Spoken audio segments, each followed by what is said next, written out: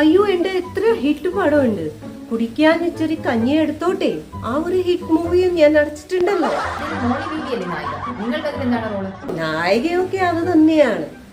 അതില് ആ കഞ്ഞി അലക്കണ സീൻ ഉണ്ടല്ലോ, അതില് ആ കഞ്ഞി അലക്കണ കൈ എന്റെ കൈയാണ്. അയ്യോ അത് അയ്യോ ഞാൻ എങ്ങനെ നിങ്ങളോട് മുഖത്ത് നോക്കിട്ട് പറയും? ജനങ്ങൾ ആകാംക്ഷയോടെ താങ്കളുടെ വാക്കുകൾ കേൾക്കാൻ കാത്തിരിക്കുകയാണ്.